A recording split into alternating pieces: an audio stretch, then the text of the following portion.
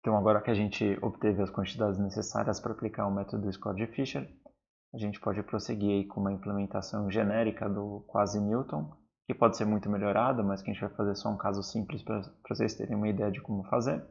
E daí a gente vai ver o que acontece para esse caso em que a gente tem uma normal com média e variância desconhecida. Então a gente vê que o quasi-Newton ele recebe um valor inicial para a nossa estimativa, o init. Ele vai receber o gradiente da nossa função. Ele vai receber um A, que é a nossa informação de Fisher, ou uma matriz positiva definida qualquer. Um epsilon, que é o tamanho do passo que a gente vai dar a cada iteração. E mais um B, que é o número de iterações que a gente vai dar, que nesse caso está pré-selecionado como sendo 10 ao quadrado sempre.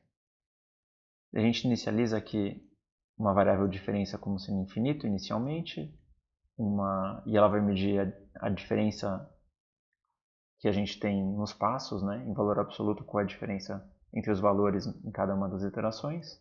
A gente tem o t, que vai ter o valor da nossa variável em cada uma das iterações, e o i está medindo o número de iterações, que começa como sendo zero.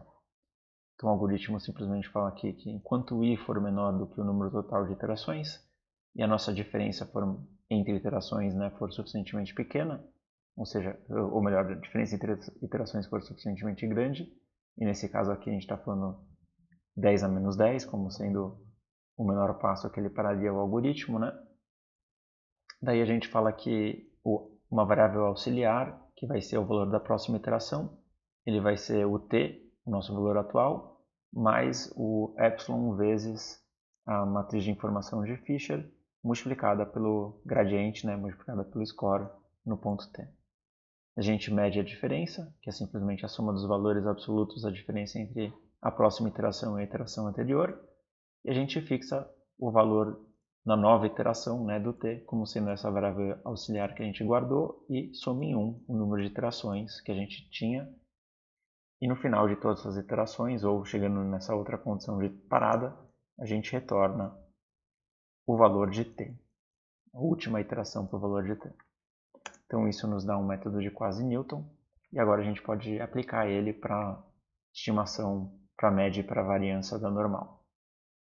Então a gente eu coloquei aqui a média populacional como sendo 10, a variância populacional como sendo 4, a gente gera uma amostra de tamanho 10. Tudo arbitrário aqui.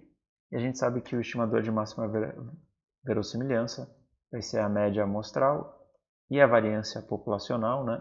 Só que a variância populacional dividindo pelo tamanho da amostra e não pelo tamanho da amostra menos 1. Então a gente calcula esse vetor aqui.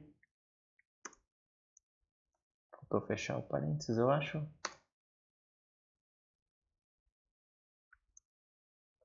A gente vê que o estimador de máxima verossimilhança é 10.27 e 5.04.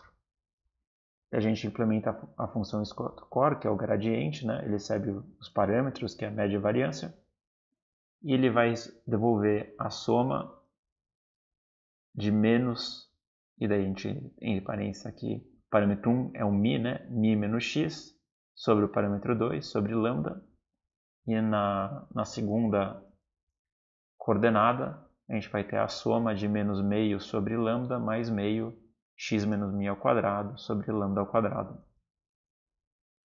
que é o que a gente tinha calculado como sendo a função score.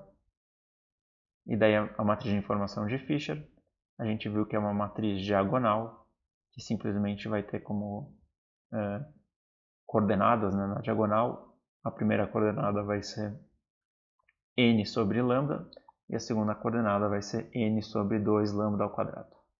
Então aqui a gente tem a matriz de informação de Fisher, e daí a gente pode simplesmente passar esses argumentos no nosso quasi-Newton.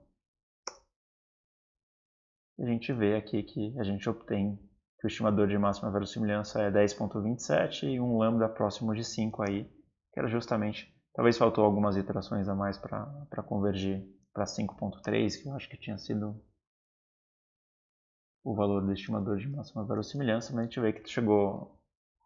Ah não, 5.04, então chegou muito perto, né? Então com isso a gente viu uma implementação do método Score de Fisher para normal com média e variância desconhecidas.